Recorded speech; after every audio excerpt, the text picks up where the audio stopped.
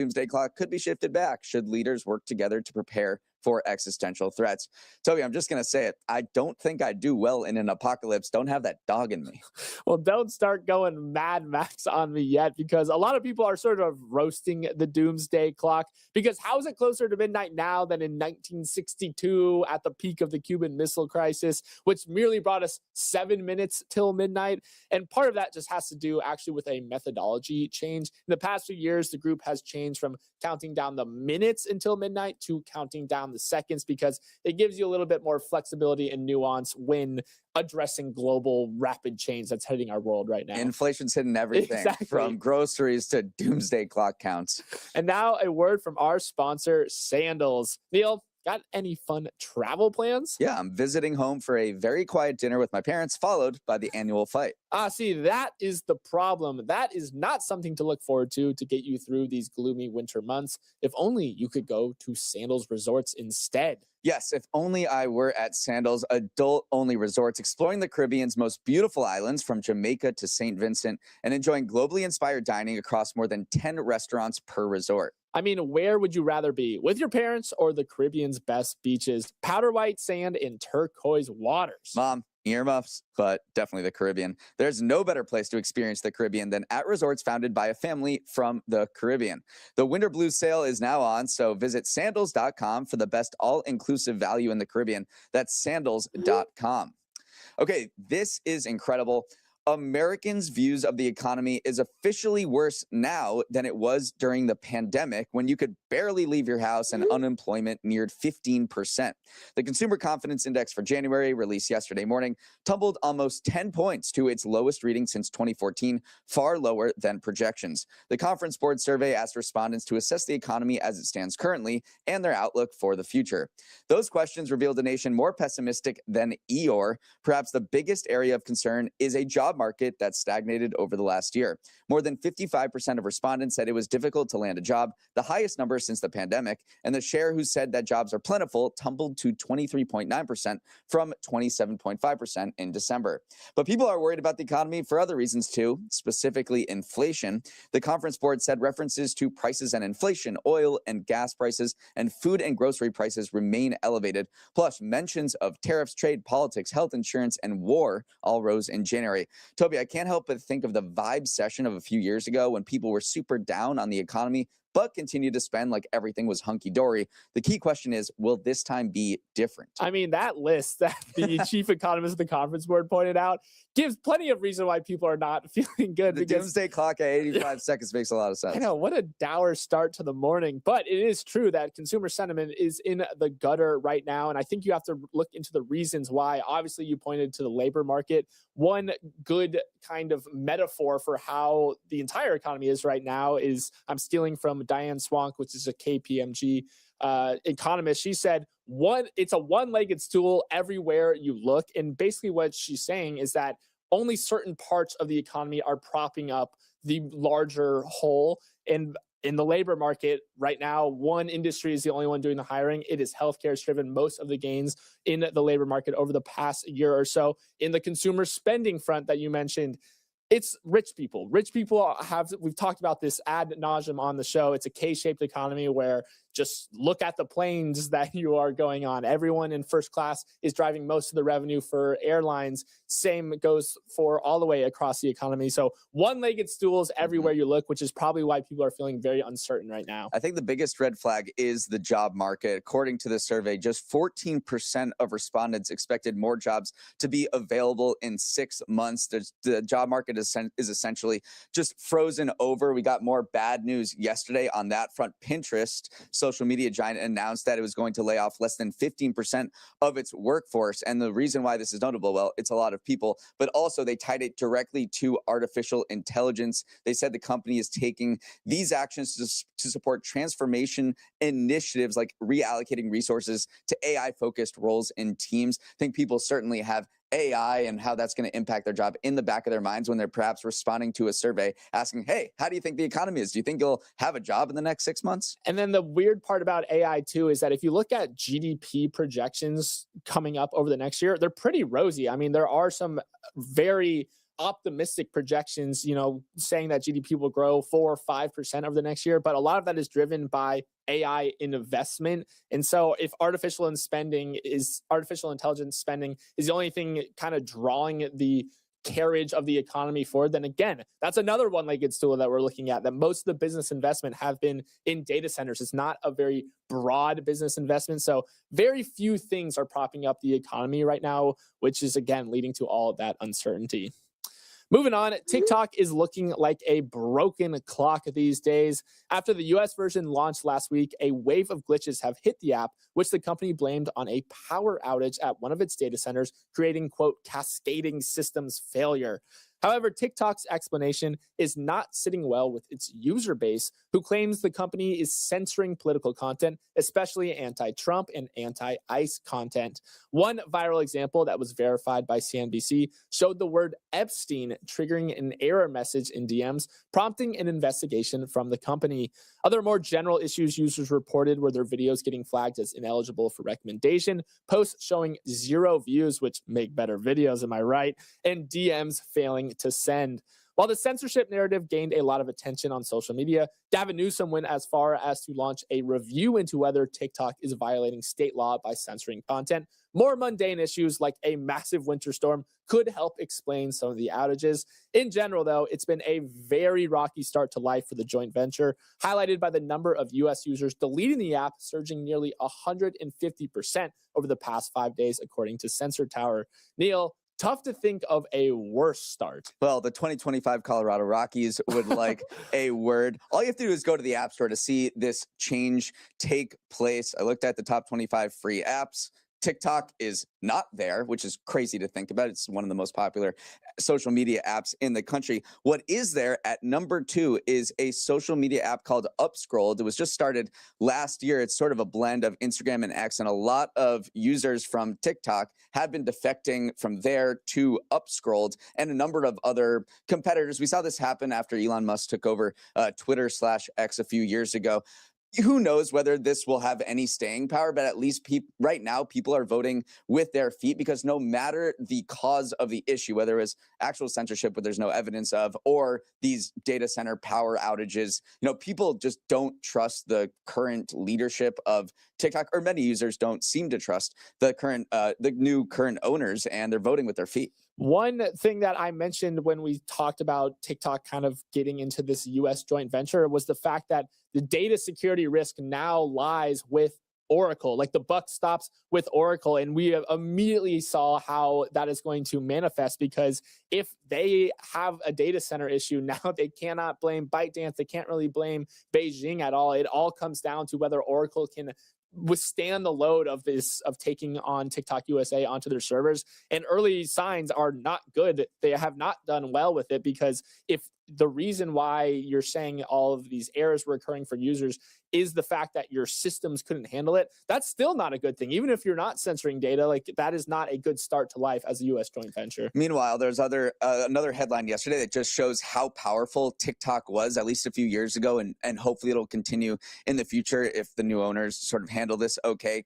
Khaby Lame, who is the world's biggest TikToker, he has 160 million TikTok followers. He's that guy that does those he makes fun of just people doing stupid things on the internet. Well, he just signed a $975 million deal with a financial services firm called Rich Sparkle Holdings to monetize that massive fan base. And they think this business led by Khaby, who's a creator-led business, is going to eventually do $4 billion in revenue. So that was, he cashed out. That's an incredible deal for him. Shows the power of TikTok over the past few years to generate huge fan bases. I think there is a huge question about whether this social media app that came out of absolutely nowhere in 2019 will have this power moving forward. Moving on, after 2 decades of negotiations, the European Union and India finalized a trade agreement yesterday that leaders are calling the mother of all trade deals. It's the latest sign that President Trump's tariffs have motivated other countries to cozy up to each other and reduce their dependence on the American market. The mother of all trade deals is indeed massive. It covers nearly 2 billion people, encompasses about 1/4 of the global economy, and 1/3 of global trade. Crucially, it'll give European companies better access to a fast-growing Indian market that has been among the most protectionist in the world. Here are the details. India is going to eliminate or reduce tariffs for nearly 97% of traded goods by value. That's projected to double EU exports to India by 2032 and lead to 4 billion euros in savings for European firms. On the other side, the EU is going to cut tariffs on virtually all goods imported from India over the next 7 years. Both India and the EU have been bruised by tariffs from the Trump administration. India got hit with a 50% tariff on certain goods, while Europe was slapped with a 15% tariff, even after it struck a deal with the White House. Toby, they're clinking French champagne in Delhi. I mean, you said that they've been talking about this forever. 20 years is a long time to talk about a trade deal, but I do think it's all downstream of just wanting a stable trading partner. Just think about what you want in a life partner, Neil. Do you want someone who's Think about it a lot. constantly oscillating back and forth, jumping down your throat when you buy Russian oil once or twice? Or do you want someone who says, yes, we welcome you with open arms? That being said, it does feel like maybe you're kind of trying to get back at a jilted ex a little bit here, because yes, this is a big deal. Yes, they're calling it the mother of all trade deals, but India EU trade pales in comparison to US EU trade. Right now, only less than $200 billion of goods are exchanged between the two countries. Between the US and the EU, it's $1.5 trillion. So that just gives you a sense of the scale, but still it is a big win for these two blocks. It really ties back to the Prime Minister of Canada's Mark Carney's speech back in Davos, where he talked about the middle powers getting together. They basically almost every country on the planet, their biggest trading partner is the United States, or in second place or in first place, China. Carney called on the middle powers to act together because, quote, if we're not at the table, we're on the menu. And you're seeing this happen all over the world. The EU is just coming off signing a trade agreement with 4 South American countries. Keir Starmer, the UK Prime Minister, he's going to China today to perhaps sign some more deals. Canada and China agreed to a deal earlier this month that reduced tariffs on Chinese EVs in Canada. So you're seeing these middle powers come together because, yes, the United States is their #1 trading partner, but as the United States becomes more unreliable on the trading front, they're all getting together. And who knows whether this is, the start of something big and a more major global realignment of trade permanently, or just sort of a gut reaction to what's happening with the United States right now. But either way, it opens up an Indian market for the EU that is just extremely protectionist. So we talk about the US having high tariffs right now. Well, India is essentially a fortress right now. European cars are hit with a 110% tariff. That is going to come down to 10% over the next few years under this deal. And then let's talk about wine and alcohol. That is a huge export from the European Union. It's currently, tariffs in India are currently at 150% right now. Eventually, those will be reduced to 20%. I don't know how they afford to buy European liquor in India. Clinking glasses for sure will be in their future. All right, we're going to take a quick break and come back with more stories right after this.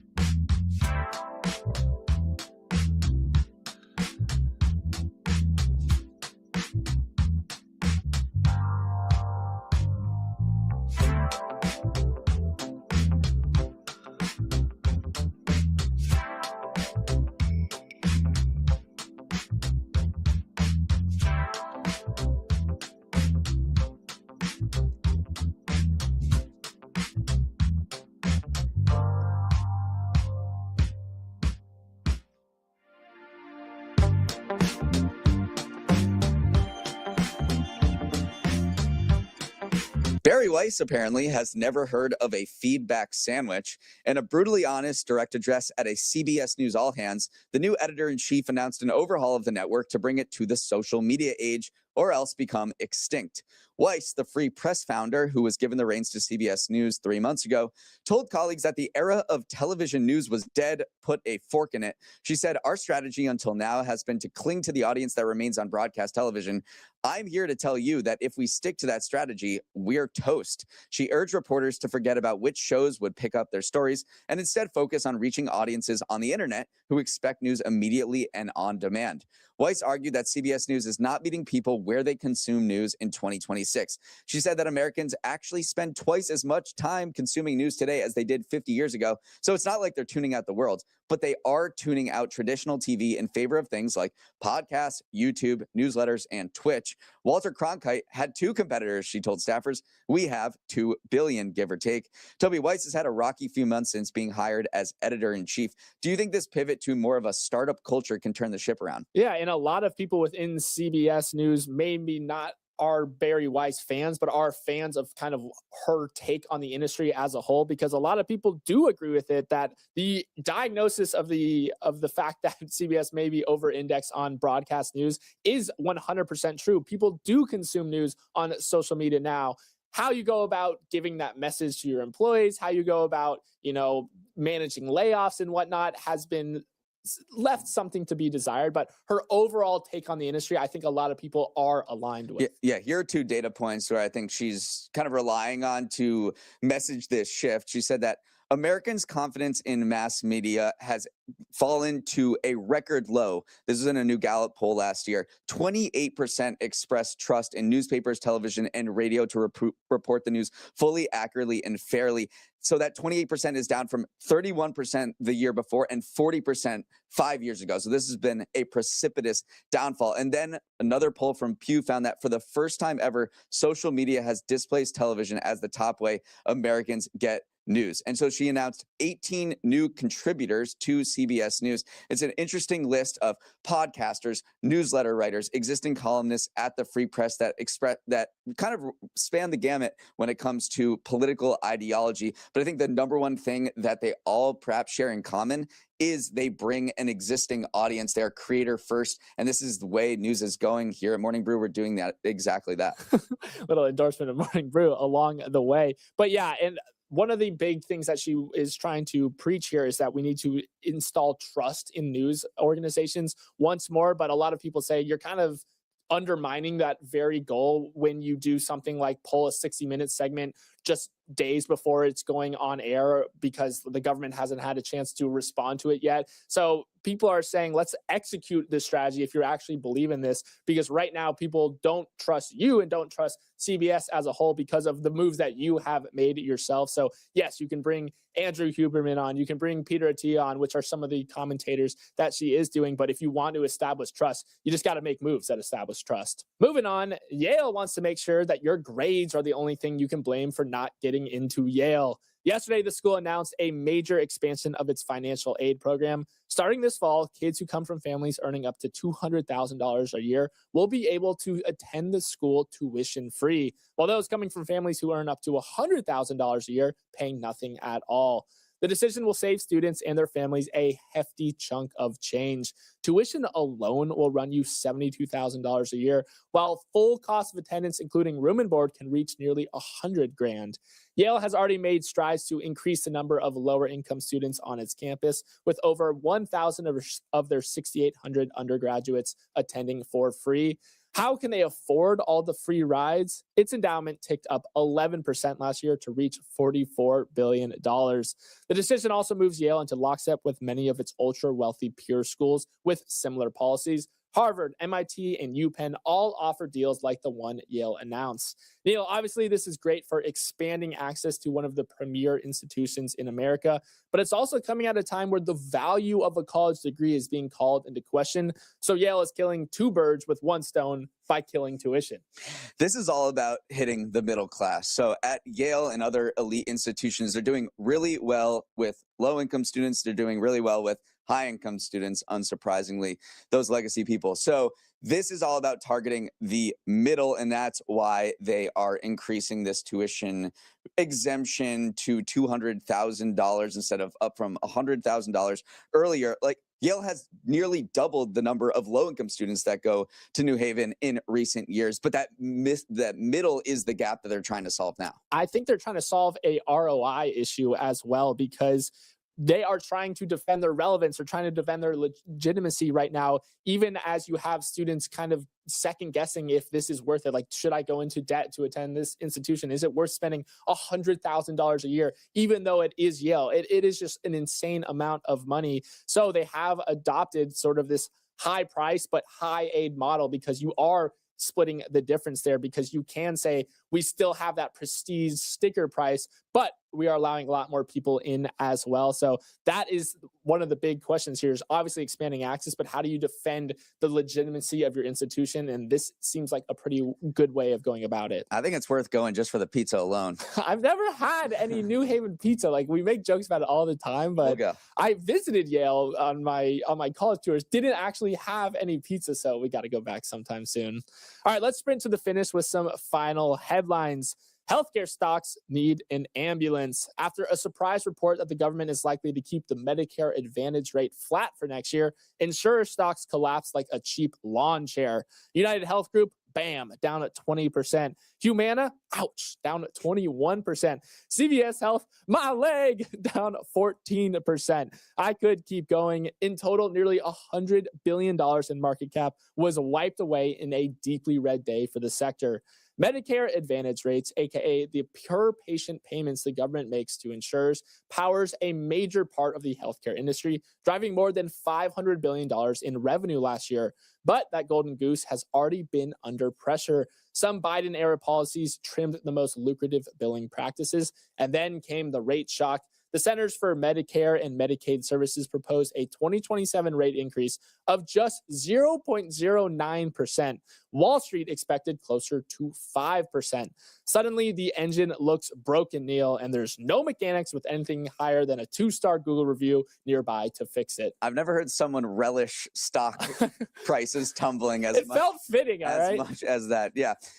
What you're about to see is the mother. We talked about the mother of all trade deals. We're about to see the mother of all lobbying to protect this very lucrative $500 billion business in Medicare Advantage by these health insurance companies. In previous times, they've rolled out seniors talking about how they're going to lose coverage. They've taken out commercials in the Super Bowl. So one consultant said this is going to be the typical industry Medicare lobbying on crank this next 90 days, because right now this capping rates is just a proposal. They haven't finalized it yet. So prepare for an onslaught from the health insurance company. So in the future, maybe we'll talk about their stock prices rising, and you'll have the same amount of verve. All right, finally, Southwest Airlines entered a new era yesterday, scrapping its 50-plus year open boarding system for more traditional assigned seats. Now, if you get on a Southwest plane, you'll be assigned a seat and placed into an 8-group boarding structure, similar to how other airlines do it. It's part of Southwest's sweeping overhaul to make more money, a transformation that also includes charging for bags when bags used to, famously, fly free. The transition from Mad Max level anarchy to buttoned up airline will take about 2 months to complete, so don't be surprised to see those tall metal columns still standing by a Southwest gate, but those will have their numbers removed or covered till they're whisked away from the airport. Toby, I think they should auction off these metal columns. Would love to have one at my house. I've never been in the A section of one of those columns, so get me the A1 through 30, because I never checked in time. This just stinks. I'm saying it now because Southwest used to be like the quirky airline, that it used to have little idiosyncrasies that defined it against the rest of the industry. Now it just feels the same as the rest of the industry. So yes, will they probably make more money? Is that the goal of the business? Probably that is a good idea, but in terms of just like user love for the brand, I'm not sure this is going to be the wise People decision. love the brand because of that boarding system. Yeah, it's different. It's different. That Just is because very it's much different doesn't mean it's better. and bags fly free, obviously. Yeah, I think that has more of an impact. I mean, maybe people did enjoy that boarding system, but I did not. It was like a free for all to get in line, and That might say more about you than about the customer perhaps. base as a whole. That is basically what the brand is saying, though, that assigned seating actually reduces anxiety among travelers because they know what to expect. But a lot of people like the egalitarianness of it all, that there is no first class. It's just like how prompt you were with checking in. So now it's just like any other airline. Yeah, Southwest will never be the same. That is all the time we have. Thanks so much for starting your morning with us, and have a wonderful Wednesday. Great show, Danielle. Let's run it back tomorrow.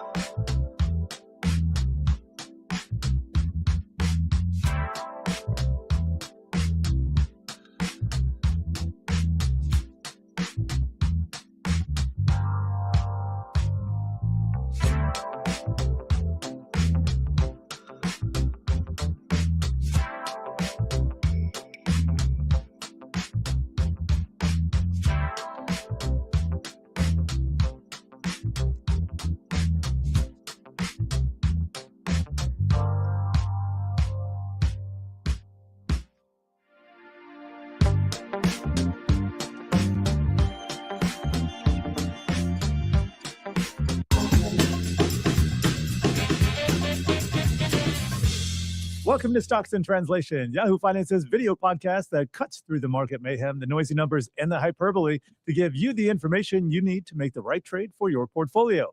I'm Jared Blicker, your host, and with me is my co-host, Yahoo Finance senior reporter Brooke DePalma, who's here to connect the dots and to be that bridge between Wall Street and Main Street.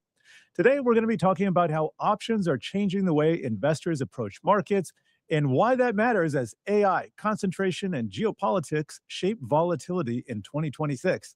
Our word of the day is options, the market's most popular tool for a quick bet or just plain protection. And on today's Market Show and Tell, we're going to break down a simple hedging strategy in an ETF tracking the NASDAQ 100. We promise to go easy on the math. And this episode is brought to you by the number 4.6 billion. That's the record-breaking number of options contract traded last year on the CBOE's exchanges. how a casino mindset is increasingly gripping large segments of the investing population. And today we are welcoming Amy Wu Silverman, who's head of derivative strategy at RBC Capital Markets, where she helps investors think through options based hedging and what volatility is signaling. Earlier in her career, she held cross asset and derivatives research and trading roles at Goldman Sachs, Citadel, and Morgan Stanley.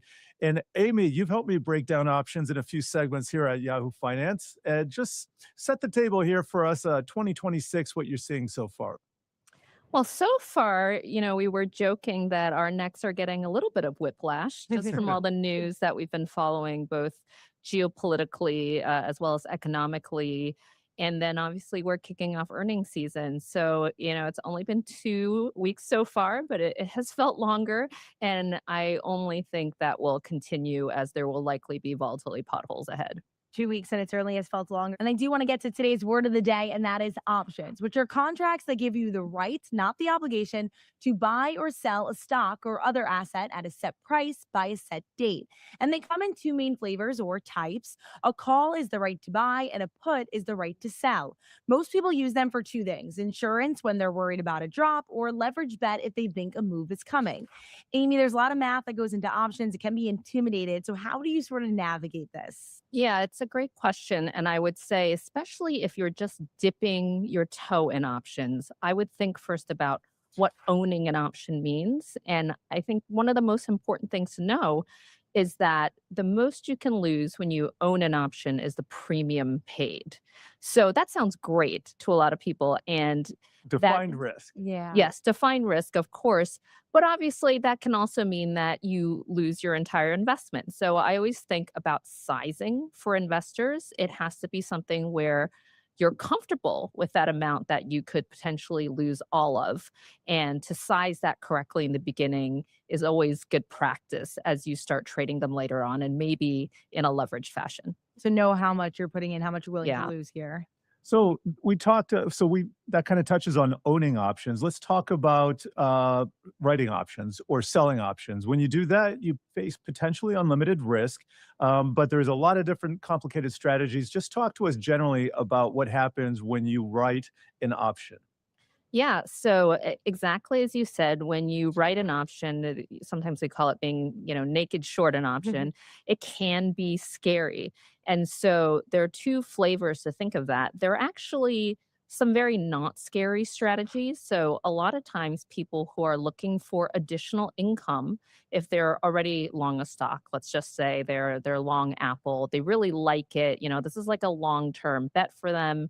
But then valuations maybe seem like they're getting a little high when you write an option, when you're selling a call an option on Apple, for instance, you're collecting a premium, but you're also saying in a way, I'm kind of capping my upside. So I'm getting additional yield in exchange for getting that yield. I am capping my upside if that call is called away. And I'm okay with that because at that valuation level, maybe I think that the stock is getting a little rich. Now, an important caveat is to have enough shares that covers whatever the contract size of your option is versus, again, leveraging that. That's probably not a day one trade when you're just dipping your toe in the water. Exactly, because 100 shares is the minimum contract size for each option. You got a number of predictions for 2026, and I like your first one. We're going to see Momo, YOLO, FOMO vibes have a moment in an unexpected industry, as evidenced by negative skew inversion. All right, let's leave out the negative skew inversion for now. Let's talk about Momo, YOLO, FOMO in an unexpected industry. Oh, this is what we've also just been seeing for the past few years. Yeah, out of left field, something happens, and then suddenly it has momentum, and then you only live once, and you got to get in. Otherwise, you got fear of missing out. So, Exactly. And you have now managed to define all the terms, which is Oh, great. well, that's my job here. But look, what I would say is if you kind of look at this market post-COVID, I've really thought of that as its own regime for volatility. And the reason I say that is the factor that has really driven this market is momentum. And when we say that as traders, we actually mean that in a more quantitative way. So you can actually trade the momentum factor. It has like a very specific definition of essentially when price return goes up a certain amount, there's usually a predictive ability of it going up even more. And the reason I say unexpected industry, I was joking with an investor that, it's a quote unquote more boring industries, is that we've seen the momentum already in AI. We've seen the momentum already in your meme stocks. But what I think is really important about this year, guys, is it's a little bit more of a show me year for AI. So we've had all this CapEx expenditure. We've had claps on the back for CEOs saying the word AI in their earnings. But now investors kind of want to know, okay, well, where's the efficiency gains? Where is AI helping you move to more profitability?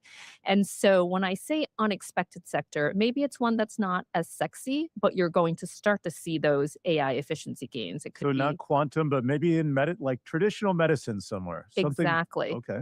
And I'll tell you, I had a client joke with me that he feels like every time he goes to his doctor's office, it's like, has there been a fire? Like, why am I filling out the same medical form that I filled out 6 months ago, that I filled out 6 months before that? Like, do you have a fire in this office Yeah. every time? Yeah. And AI solves things like that, right? Mhm. Like just kind of very low hanging fruit where these are kind of the industry touch points you'd expect to see them first. And so it could create this momentum in an area that is relatively unexpected. Because one thing we have learned about the retail cohort, which really likes to trade call options, which fuel momentum, is they're pretty agnostic to the stocks. Mhm. They'll trade your 90s cool companies. They'll trade your AI mega cap tech. So it's much more about the underlying theme, not necessarily the underlier itself. Yeah, Yeah. we've seen so many companies even team up, like unexpected Walmart, Papa John's, even this week teaming up with Google Cloud. So it's just be interesting to see as well plays out. Exactly. Well, we got to shift gears a little bit because in today's market show and tell, we are sticking with the option theme and we're going to break down a simple market hedge. We're going to use the Invesco QQQ Trust. It's an ETF with the ticker QQQ, which tracks the NASDAQ 100.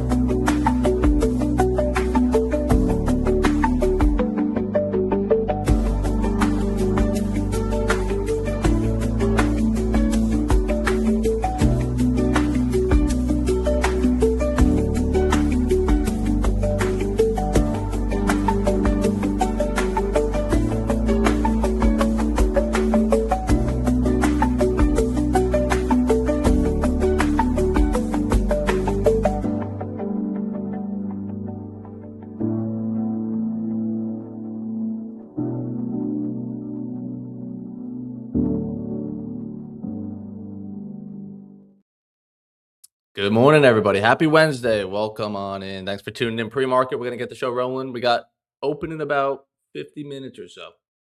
Let's have a great Wednesday. If you got any questions, always send them in the chat. We'll look at price action here pre-market. Let me know if who's in the chat. See Caesar's here. What's up? How we all doing this morning, huh? Caesar, Robson. Good morning. So we'll be on ASFX TV in about 50 minutes, like I said. So that's where we're going to be every morning. So if you guys want to check it out, you guys can all join for free.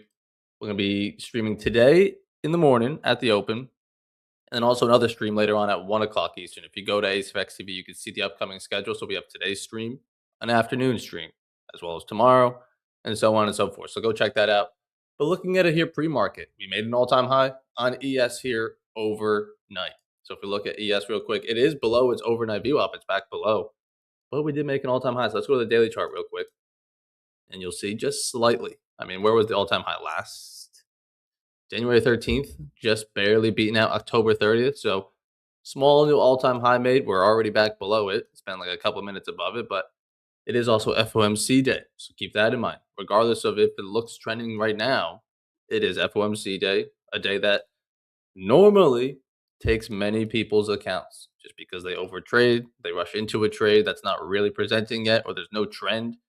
So we got to take it slow, especially with us back below the overnight view up. Now, if you look at NQ, I love the longs. I mean, it's higher highs, higher lows overnight. We're still at this overnight view up. So if ES could make its way back above, longs could look beautiful. But keep in mind that it is FOMC, so it might not make another trending move. It may make one trending move and then stall out. Now, we're not expected to cut rates, so it might not be the craziest FOMC day we've ever seen, but just something to keep in mind. It is FOMC.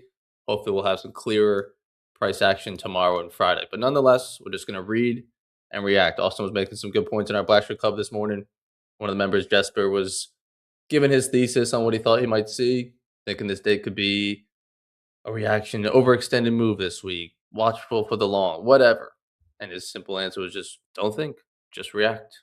Just react to what's happening. It's as simple as that on any day, especially on FOMC, that rather than predict, oh, it made an all-time high this morning, surely we have to go back up there, or surely this is going to flush lower because it's been so high, right? This has to happen. It's like, no, just read and react to what's happening at the open. What side of the view up are we on? Let's carry on. But how are we all doing? Everyone having a good week so far, Monday, Tuesday? Had some nice trades on stream. We can go over those real quick. Yesterday's trade was clean. Bounce off the New York VWAP. I made a YouTube video on this. It'll be out probably tomorrow. That's just trading off this black New York, right? This is the second one. After it makes another higher low, buyers break that high of day VWAP, go bounce for another new high. Some people were already long back here. Randy was in the long off the first retest of New York, like that one. And you could probably even scalp that up real quick, back towards those highs. Or I know he sat through it with a long down here. You should have a stop loss inside the range and still survive through all of this to eventually get that bigger move that I was in later on. But either way, you either had two trades or one trade. I think either one of them were the trades of the day because it's just about this view up. Right? We know the moves happen from here. So the first idea would have been back here inside the opening range. No breaks of the opening range yet. It's like 9:50 in the morning, not even like 9:45. So we don't know it's necessarily a strong bullish day yet. So you missed that. You missed the initial pop. It's just setting the bias for the day. Okay, buyers are in. So I think the easier trades came after that breakout. And hopefully you were able to get involved in one of those. And then Monday was the same thing. It's just a little bit later on in the morning. Another bounce off New York. This one came at 11:20 in the morning, but same thing. There's opportunities back here off these higher lows. I think the earlier one on ES didn't take it. Again, 10:12 in the morning, first break of open range high. Just like I explained all this on ASFX TV. So if you're going to tune into streams, also tune into Futures 2.0. It's my full strategy on here. You'll see the break play versus the bounce play. I did an update to it about a little bit over 2 months ago. So definitely check that out. But you'll see.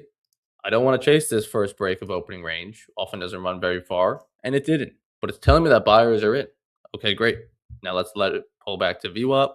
This would be your first opportunity. Once you see buyers defend that VWAP, even though it's a small little pin, that would be your first opportunity. And go trade the next breakout. Now we didn't take that one. But you can make money on that move that we just went over, or the next one, or the one that I did later on. Just simple trend continuation. Just like yesterday, we'll look for the same things today.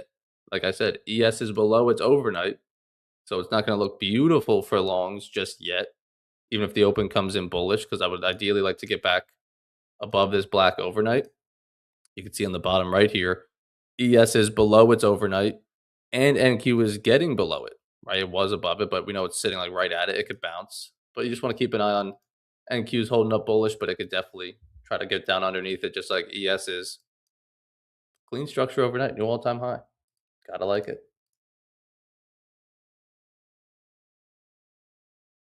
That was really about it. Monday's trading was simple. Yesterday's was simple. One trade each. But other than that, is there anything else that was really, really noteworthy?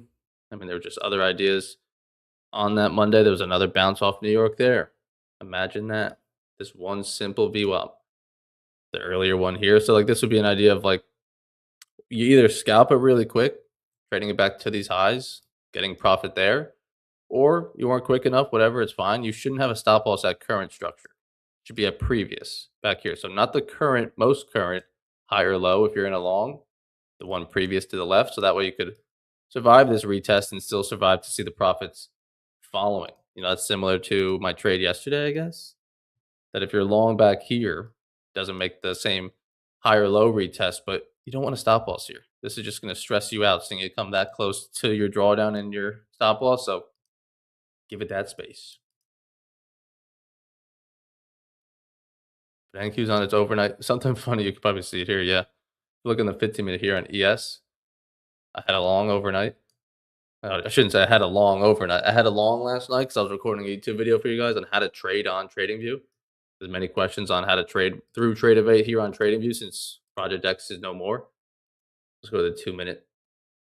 You'll see. Oh, if only I held, huh? But I was long 2 micros on ES just to show you how to scale out. So I took one piece off saying, "Oh, this is how you trim your trade. Now you have one floating. And then how do you put a stop loss in? There you go."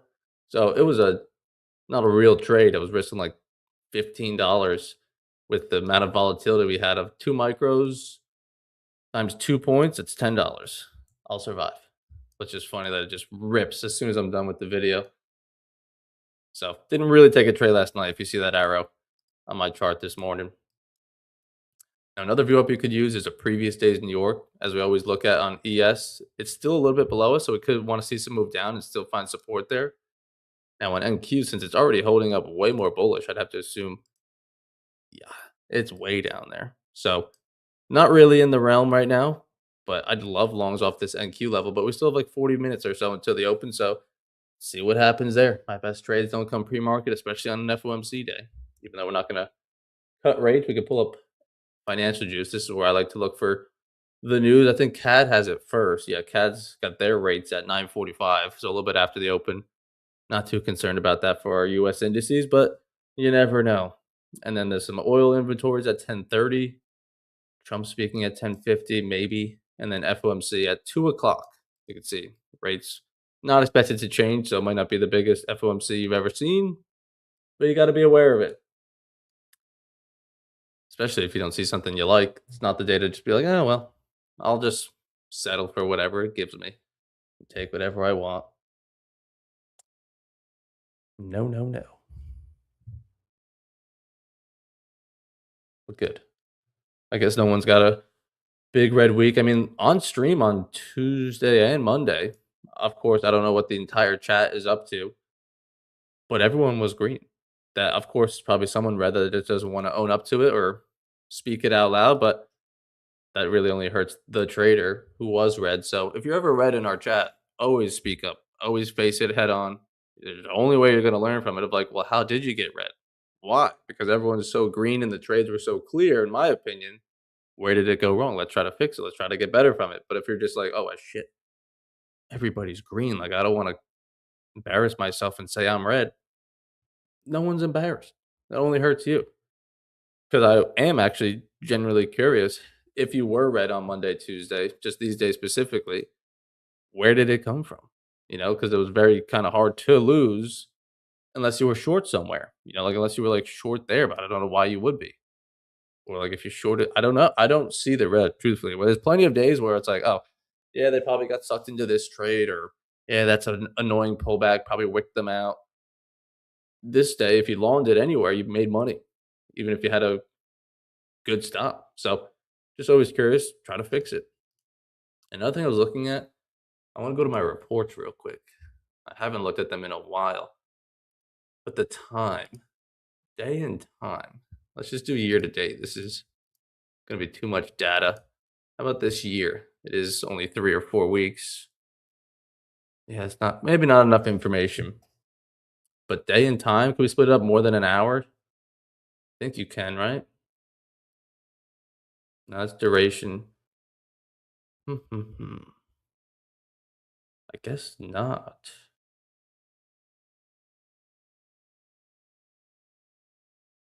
Guess we could check duration.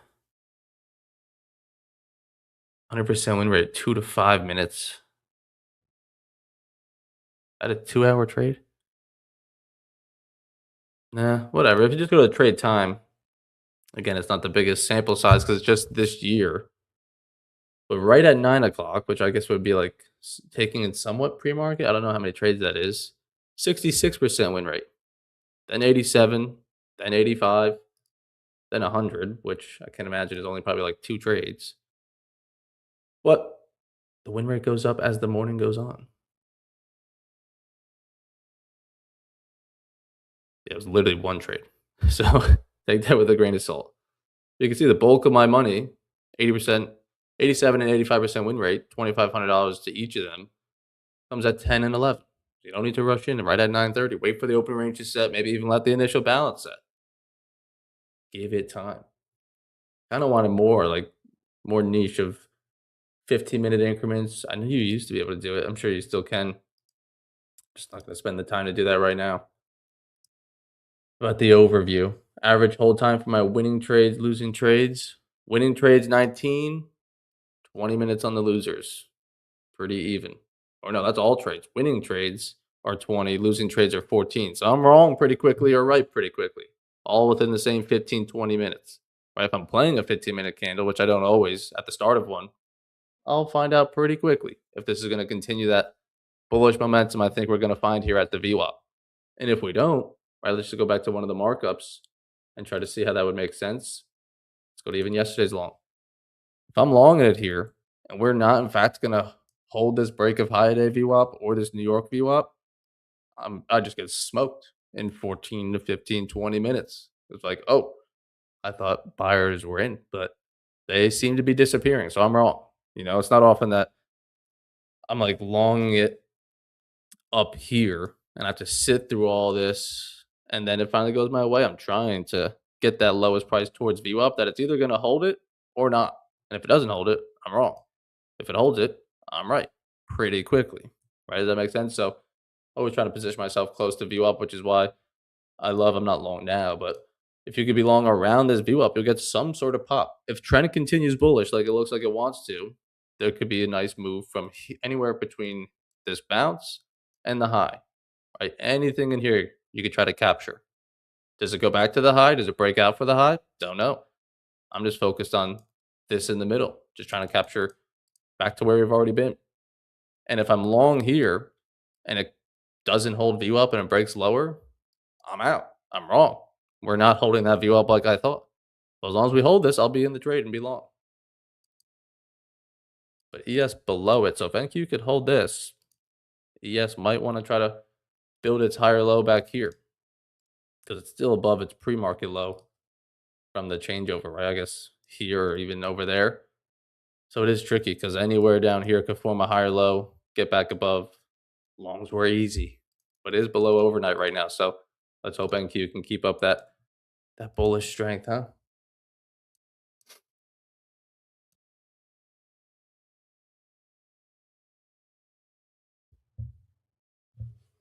If you got any questions, we'll be jumping over to Apex TV in like 30 minutes or so. Austin's going to kick us off.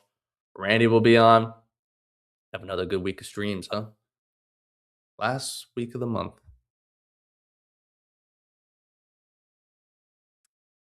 Bobby Boucher. Why are you always missing it? I mean, it's normally around like 8:30, like an hour before the open. And then Monday, Wednesday, Friday. And then you might have seen it yesterday or even this morning. We're going to run some other streams as well. But pre-market Monday, Wednesday, Friday. Could be more, but those are the least the staples that you will see me. But then we got ASFX TV every day. Look at this on a lower time frame. You can see, where are we? Whoa.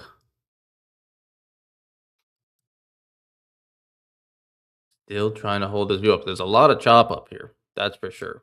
Right? A lot of consolidation here. Try to make a new high there. Couldn't. But I'm still more so focused underneath. As long as we're holding like this 26, 260 level down here, I still see longs, until we really break below it. Because I also know ES is already below it. So if this NQ takes its overnight, I could probably quickly react to the shorts just because ES is already leading the charge.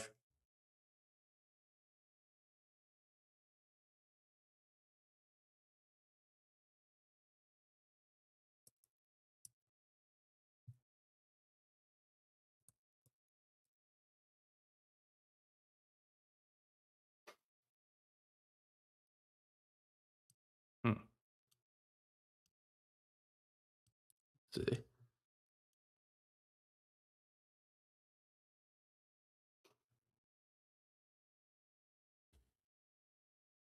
You hating ASFX? What are you doing? I don't know. Ryan, what's up, my man? Yeah, streams have been really good lately. Really good past week or two, as they always are. But everyone's seen the market very clearly this year, which I like.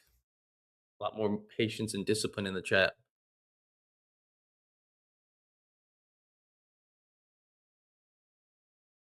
Right, so I wouldn't Again, we're not going to set a bias for the day of this has to come back higher, but I could still see longs try to defend this 7,012. And if that gets taken, then maybe you're marrying that long bias, because then we'll be back at these pre-market lows. But anywhere within here, I could still see our next higher low be formed. So definitely going to keep an eye on that, not jump into a short too early. Gonna let the first 15 minutes shake out. And then same thing with, this was yesterday as well. I don't think I have it marked up. We could just maybe go to the chart. On the regular trading hours, it might look different. But there was a long in here yesterday that on the electronic trading hours, like the overnight VWAP was right here, I think. Or one VWAP was.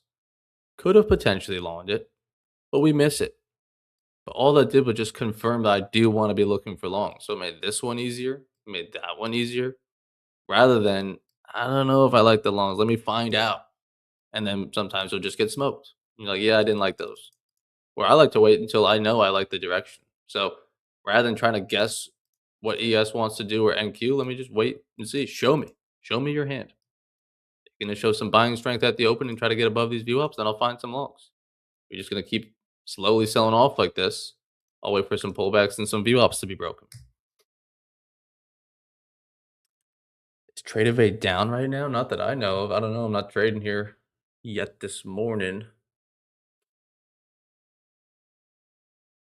No, I'm logged in, right? I'm logged into my account. You guys can see I'm down $10 from that pre-market trade. Try to help you guys out, make a tutorial on Trade of 8. Someone Venmo me.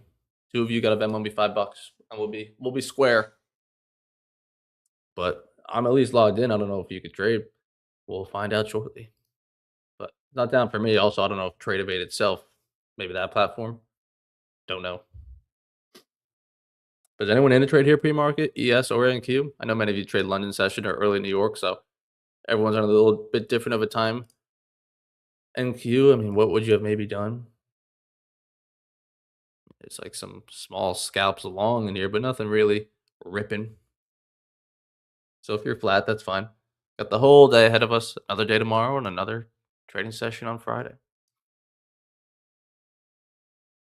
Oh, you mean like a Trade of 8 down for Project X migration? You did the early migration. Top one said they paused everything until the migration is done.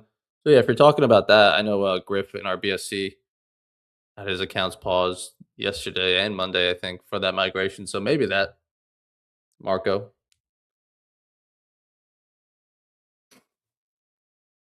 Bobby, I'm 300 away from a $2,500 payout on TOF, so I'm being extra picky, as you should. As you should. $300 away is one win, my friend.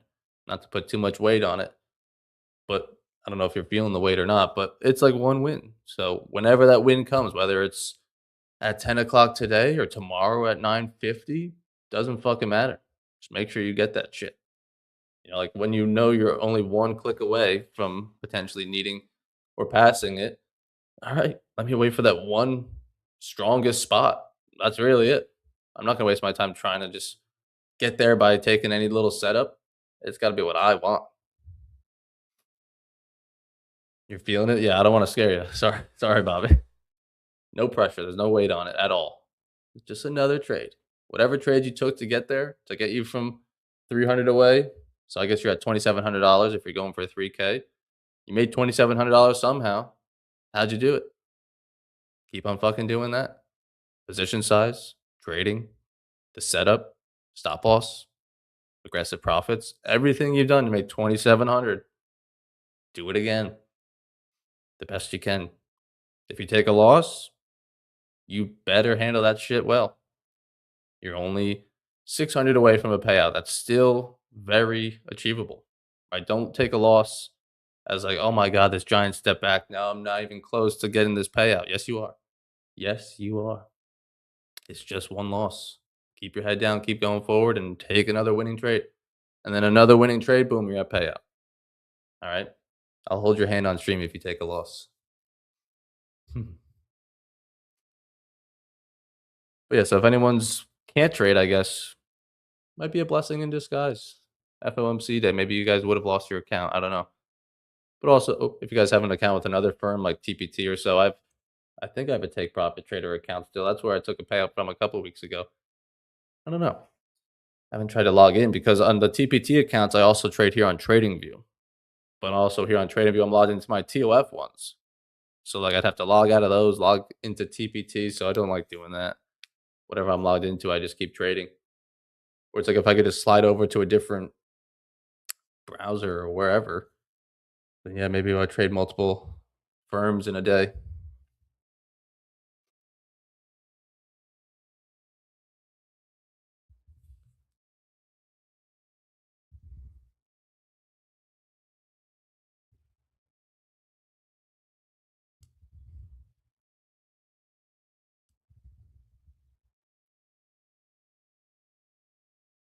Any questions? We got about 20 minutes until we jump into the ASFX TV. Austin's going to fire it up over there.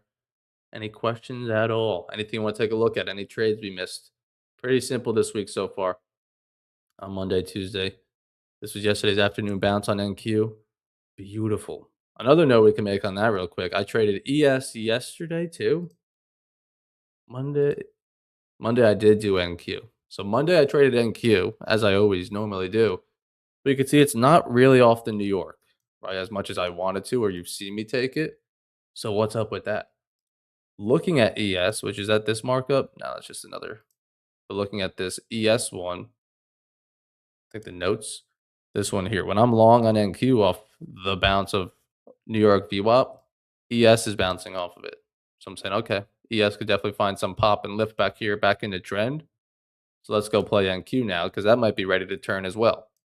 I don't think it's going to keep on pulling back if we're going to bounce. So that's why I traded NQ without the VWAP there. And you look at NQ yesterday, beautiful bounce. Right off the New York VWAP at like 1 o'clock. Do I have the ES markup as well yesterday? I don't think I do. I made it in the YouTube video though, but ES came below its New York VWAP, but held the overnight. So I know Randy had a nice long on that one in the afternoon. I was at the gym coming back from it, so I missed it.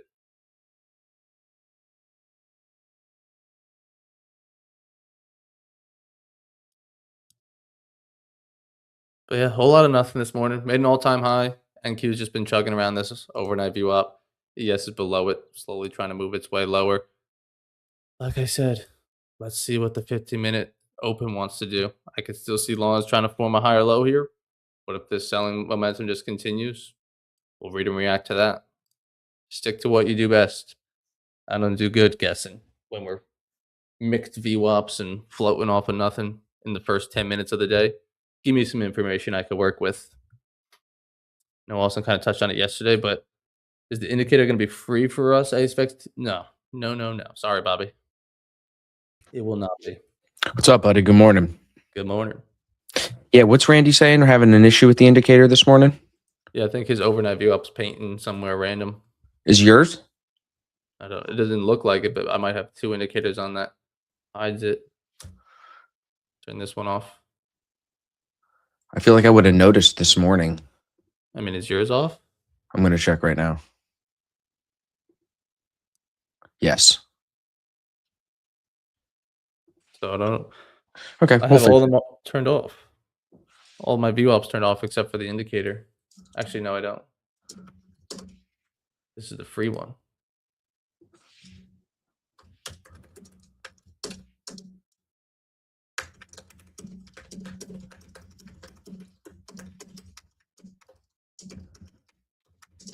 I don't know. I'm fixing it right now. I'm telling the guys we'll get that squared away. What's up this morning, bro? We're chilling. NQ's looking like it's nice and bullish. ES a little bit weaker. Yeah, so let's get squared away here. We have the free indicator too, you know. Yeah, that's why I'm turning off and on because I don't know if I had that turned on, and that's what's painting the overnight, hiding the wrong one. Right. But it's not. So I don't know. Okay, let me. How's my screen share looking there? Is the font too small on the Bookmap? I don't know. What do you think, chat? Chad, is the font too small? You're in a small window for me, and you might be for them as well. They might be on a side monitor or something. I can increase the. I mean, what is it normally? Well, Did you I remember change it? I redid this whole layout yesterday Mhm. to run that stream Yeah. after the stream. It's a bit small. Okay, thank you. Let me see if I can pump these numbers up, boys. But Mhm. yeah, I think a lot of people, they'll come into come into today with a bias because of FOMC or something like that. How's that look? Does that look a little bit better now? Chat. That should make the font a little bit bigger. But I think, they'll come into today with a bias, and unfortunately that'll often lead to people getting married to one side of the trade. And that's probably the only thing you don't want to do today is just get married to it, because everything is so bullish. I don't think, you can always try to find a reason to be bearish, but I think you'll just be better off today reading and reacting, trying to take a little green out of it before the FOMC and then being done.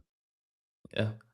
Look for one move. If it trends, sometimes we've seen the trend continue in the afternoon, but sometimes on other FOMC days, there's just like one or two trending legs in it, and then it stalls until two. But then Literally. maybe historically it stalls more so on the days when it's expecting a cut or who knows, or a hike. Yeah, I mean, today I don't think there's going to be any type of surprise to this news, Yeah, exactly. Right. So, But either way, you just want to be cautious. yeah, I was looking this morning. I have a couple of pieces of news for us to chat about. Yeah, there was a AJ, what's up? chart. Good morning. What's up, AJ? There was a chart that Charlie shared. Charlie's always on it. I think if I pull this up, you should be able to see it. Yeah. Bull markets have lasted 5 times longer than bear markets on average. Bull markets are plus 254% over 5 years on average. Bear markets are down 31% over a year. So if you look at it, like I've showed this to you before, Evan, but like there's a couple of times we go to close to 2 years, 2.5 years. The longest bear market was after the dot-com bubble, right? But like bear markets are very short-lived. They're painful sometimes, 34%, 47%, 45%. But big picture, if you see these red numbers and buy, you end up increasing these returns even on the upside even more. Yeah. That's what it says to me. When we're down 20, 30%, you should be buying and not selling for a year. That's basically how I would interpret this, right? Yeah, I mean, those are higher lows. He'll catch that 11-year, 800% rip. This puts what we talked about yesterday, the money creation. This kind of puts it in perspective Oh, for you, my. doesn't it? 35% of all dollars in existence, bro, 10 months. in 10 months. It's crazy. Like, look at the jump after COVID from here to here. And even now, like it's ripping. It's insane. And then that goes with this clip from Dalio saying, if you depreciate the money by printing more of it, it makes everything look like it's going up because everything is priced in dollars. All the assets are priced in dollars. So the stock market boom, he says, is a lie. We're witnessing the death of the dollar, not the growth of the economy. Like, that is a fair perspective, I guess. When you put it like that, it's hard to argue. Yeah. So And you see, I mean, it's only in New York, but the minimum wage for food drivers is $21 an hour. what does that mean? Like if you work for That your Uber, DoorDash is gonna be $1,000 for Chipotle. that's crazy, bro. So like what is that? Who did that? The state stepped in and said that? Mondani. Yeah, I think so. I mean, just Yeah. imagine. I mean, $21 an hour, excluding tips, but only for New York City, so we're fine. We're chilling. But the minimum wage for food delivery is 21 an hour. Imagine that being your minimum wage. Comparing it back to like when you were in high school. Dude, that's crazy, bro. But it's like if they're gonna have to pay him a minimum 21 an hour, my DoorDash fees are gonna be not mine, but freaking A. I don't dude, it's such a tough conversation. Because like, aren't you a nice guy, Evan? Like, don't you want everyone to make a reasonable wage? Well, yeah. But then if you're the business owner, like, don't you want to run a profitable business and not be out of like no you're not and like be able to pay your employees and shit, not have to gouge your customers? So where's the balance here, right? Yeah, It's and it's he tough. also wants to make things cheaper. That doesn't make food cheaper. That makes it worse. Just That because makes you're it paying worse. someone more doesn't make things cheaper. Right. It's a good point. Like, oh, that's on the path of making my food more affordable. No, so I was talking to Jay this morning for the video, and I was saying to him, I'm like, we could have it run as like a movie, basically. And like we could have the recent podcast playing. So like we could have a whole show based recent YouTube videos from you and me. So people could just tune in and just see what's going on. You know what I mean? And it's like a stream after the stream, a stream before the guess. stream. You know what I mean? Yeah. It had good numbers yesterday. Is it gonna be? I wonder if you could like figure out a way to add it to like the media assets and like run it as a video No, clip, that's not like share your screen the whole hours. he said we won't be able to do that. That'd be too big. Too big. But what we'll be able to do is put it on YouTube and then share the YouTube screen, play the YouTube video full screen. Yeah, you're gonna have to get another computer and just run everything Thought in a that 20 different minutes room so ago. you can still use your setup. Thought that 20 minutes ago, bro. Just go in the Fuck. basement in the gym and start that in the morning. Yeah, Let just- that thing go, and then check That it in. thing's got a mind of its own. It's its own It's got a setup. mind of its own. It's my Jarvis in the basement. Yeah. What was that? Wasn't there an Avengers movie where the computer like comes alive and like tries to kill everybody? I think Sure. the fuck is that guy's name? I really like him, the actor. James Spader, I think is his name. He played the voice. He was so good at it, dude. Chat will know. There's some fucking Avengers fans in here, I'm sure. Yep, see, Age of Bobby got it. Ultron? Yep, Ultron, that's it. Yep. Oh, that was good. Oh was a- yeah. That's the guy in yeah, he's got some good movies. How do you And feel TV about show. it? We're gonna go back into like a Marvel phase, dude. I feel like we're about to get bombarded with more Marvel movies because they're coming out in 2026, and like Robert Downey Jr. is the bad guy now. I'm super What is he like, concerned. Doctor Doom or something? Yeah. But like I don't know anything about that guy, that character. Neither do Yeah. I. I'm gonna assume it since I wasn't, you're not comic book boys. Like I didn't Yeah. have comic books now. Dude, I saw this thing yesterday. It was a TikTok fully AI generated video. And it's like if you were a kid, if you were born in 1995, and it's these kids that are like 7-10 years old talking to me about my childhood. You did this and you did that. And it was talking about all the shit that we did, and they were dressed like how we used to. Full AI. It was like in my memory, but it was AI. Yeah. Yeah, it's super weird. And then I get hit with that, and then I was listening. I don't know if you know Tim Ferriss. He wrote the 4-Hour Work Week, made him famous a while ago. He was on Sean Ryan's podcast, and he was talking about like dying and if you really turn off when you're dead. So like it all just came together. I'm like, what is even real, dude? I'm seeing AI shit that looks real. He's telling me when I die, I don't even turn off. Like, is this even real? You know what I'm saying? So I was all down the rabbit hole last night. Yeah. Probably doesn't help it when you're doing that after smoking a bowl. Yeah. That'll get real deep. Yeah. Oh, see, you gotta press people sometimes on these fucking things. The fortune is in the follow-up. Yeah. You get some saunas that way. Yeah. Comes in like 2 weeks when I get back from my ski trip.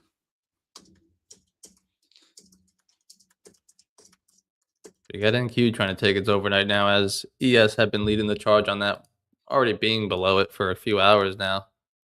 So definitely not going to just jump into a long right at 932, but see how we could shake up. Because like I said, higher low could be built anywhere within here in the low a day. So unfortunately, I'm going to be sticking to a long bias initially until we get some information to tell me that shorts are in.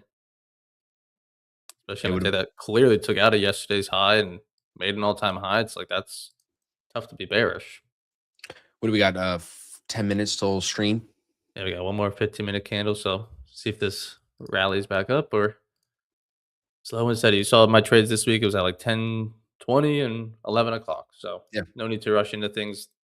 Very rarely is that first idea of the day the one I look back on and say, oh, that was the money. That was the easiest trade, the smartest trade, the biggest trade, whatever. It's an idea. It's an opportunity. But just you don't always need it. There are some that you need that you'd be pissed if you don't take, but more times than not, you're better off waiting. Especially you, Bobby. 300 away from payout, you wait. Yeah, Bobby, your you ass sit down and you your wait. ass down and wait. You go in the corner. You 15 believe minutes. January's over, bro? Yeah. Now I gotta freaking get ready for Valentine's Day after I just did Christmas. Oh, dude, my anniversary's coming up in February, and it hit me That was a yesterday. mistake. I don't know why you did that. Or do I'm you get them married. both out of the way? Well, Did she no, allow dude, that? we split it. And we're traveling this year, so I banged one of the gifts out by the trip. You know what I'm saying? So that's done. Yeah. But now the anniversary thing, I got to figure something out. It's honestly unfortunate that she doesn't like jewelry and like stuff, and like she bought herself a new bag the other day, and it's like a Kate Spade bag, so it's like $400, and she was bragging to me that she got it for like 170 somehow. I'm like,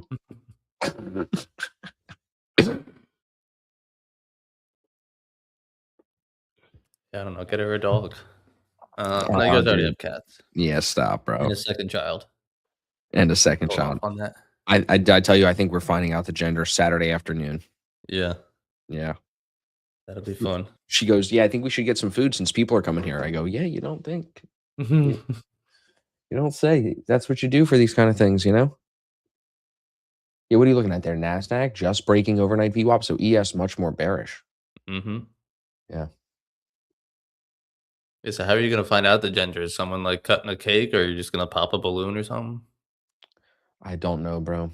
Your I mother-in-law just gonna be like, "The boy," just gonna verbalize it.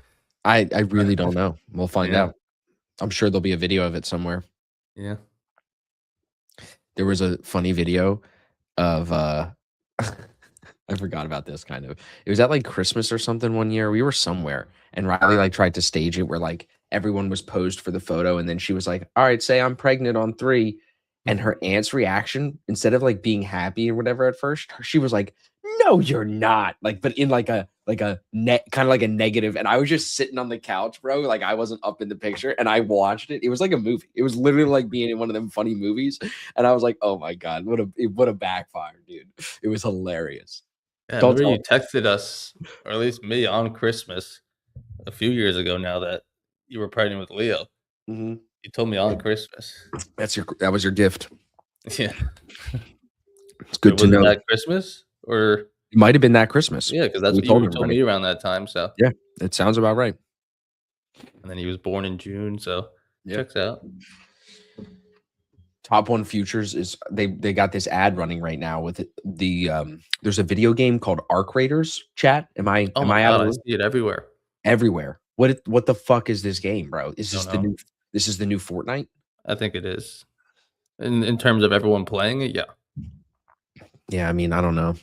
There's a I don't know. Probably on everyone's feed, but once I saw it once, it's all over my feed now. It's just this guy that's a peanut. Have you seen any clips of that? No. Well, if you ever see one, you'll see a million of them. He's all over my algorithm, and I've never played the game, never tuned into a stream, but he's just dressed up as like not dressed up as a peanut. It's just like an AI or overlay of him as a peanut, and like no one knows his real identity, but he's just fucking hilarious. That's funny. Probably funny because he is a peanut, but I'm just like, am I really watching a clip of this peanut guy Yeah, you are, bro. You are the play people. video games? But he's got a good production team behind him. Yeah. So he changes scenes, and he's just funny. Yeah, I mean, streaming in itself is like a whole thing. I said to like I told Leo already. I was like, bro, if you like video games because he likes watching people play video games, I'm like, it's fine. Just stream it. Get good at it. Start Yeah. now. Yeah, I mean, there's streamers that like are good, and there's streamers that aren't good at video games, but they're entertaining, and people like their personality, so they still watch them. It's always what it is. It's all entertainment. Want to be somewhat good, Yeah, like hold your own, but right. you don't need to be like a pro of like no one's gonna watch me. I'm not good Is enough. Ninja still a famous streamer? I mean, he's nowhere near his peak now. He's well off. Well off the peak now. Well off. That was He years was ago. just I remember, he was just the first really good person at Fortnite. That's why he blew up. Because then once everyone else got really good at it, he wasn't special. And then now he's not. But made his bag, so doesn't matter. Yep. Yeah, it's a loot extraction game, I think. Go in, collect stuff, trying to get out. It looks that way, yeah. It looks like Well, I mean, but listen like to is the it like name, a just a Arc giant Raider. open server? I don't know. Yeah, I'll play the new GTA when it comes out. I'll buy that. Yeah, I'll hit If I'm grandma a- with a baseball bat. If I'm Yeah. alive. Yeah, dude. I'm Yeah. definitely like that's what we used to do for like that was the shit back in the day. So Yeah, just you for go to your nostalgia, I'll warehouse. have to buy it. Yeah. Pimp out my car. Ooh. Pimp out my car, get a bazooka and blow shit up from the top of a building. I want to get 5 stars as quick as possible. I used to play like when Call of Duty Modern Warfare 2 was out and we were in like high school. It was all we did. It was the That best. was such an easy life. And then it like transitioned to FIFA. And then I'm still pretty good at FIFA, but like not like how I used to be. And then like No. Call Call of of Duty Duty, Modern Warfare 2, that was probably like 2012, I think. That was the best it time just ever. but it ruined it for everybody. Like they made it awful. Like as time went on, you know what I mean? Yeah, I mean, it's tough to do it every year. There's another new one. Yeah, I just feel like they just fucking ruined it. So, but I'm it gonna was go also get it was this. so good. I'm gonna get the stream started, buddy. I'll see Yes, you sir. all on there. You give them one final promo, and then I'll see you on Yes, stream. sir. Alrighty, chat. Hell yeah, but I mean, yeah, that was such a time. And you can't like replicate it. I saw a video about that one day. They were like hopping on like playing video games with the boys isn't the same. Even if you play the same game, it's not the same. You know, your responsibilities are different. Your outlook on life is like it was just so easy and peaceful. And your only question of the day was like, what time are you gonna get on? What time do you want to play? That was it. That was your life. Now it's like, yeah, we can get on and play Call of Duty. I'm capable of it. Not the same. You're never gonna be able to replicate that. It was like, what are taxes? Mom's making me lunch. Got fucking 3 Mountain Dews next to me. Let's rip it all night. Especially when it snowed outside. Oh, we got snow day tomorrow. Let's play all day. All right. No more nostalgia. 95 guys will have all this relationship with video games. Mom went for 2 hours, and that was it. Yeah. I mean, I don't really know when it stopped. It's sad. It's like that clip in like The Office. Like, I wish you knew you were in the good old days before you know that they're good old days. Like, I don't really know when I stopped playing video games. Like, stopped. Just kind of happens, you know, for everyone, obviously. Just like one day, I was like, yep, that was the last game. But all right, lock it back in. I know many of you are crying out there in the chat, thinking about your past. But we got a nice stream ahead of us. We'll be live on ASFX TV in a couple minutes, like Austin just said. So if you want to join, absolutely free. Links in my bio. We're going to end the stream here. Going to continue it on ASFX TV. I'll be live again here pre-market on Friday. We're doing a giveaway tomorrow and Friday of instant funded accounts. Not today. We did one yesterday. We're going to be giving away another account tomorrow and another one on Friday, maybe even a couple on Friday. So if you want to join that top one futures giveaway, you got to be a member there as well. The site is up and running, so the transition to Tradeovate is going. So if you need a top one account, your next purchase, right, your next one is 60% off if you use code Evan, and then 40% off everything after. So I said it yesterday. If you're gonna buy multiple or different kinds, buy the most expensive one first because you're gonna get 60% off of that one, and then buy like the Ignite. That's $200 for 40% off. You know, don't buy a cheap one first and get 60% off that. It's only on your first purchase that you'll get 60% off. So check that out if you need it. I'm trading on top one futures right now. I'm logged in through Tradeovate, so hopefully no issues today, like you guys were saying earlier. I think we're fine. Appreciate you guys hanging with me pre-market. We're gonna jump over here to ASFX TV. Austin's already firing it up. Intro's running. Let's have a good day, all right? Wipe those tears, Bobby. Lock it in for those payouts. Come on, $300 away. I want to see you on stream and tell me you got it, either today or tomorrow. All right, all right. AJ Tulissis, whatever the name is, our WXB. Everybody hanging out pre-market. Appreciate you guys. See you guys on stream, and if not, see you guys pre-market Friday.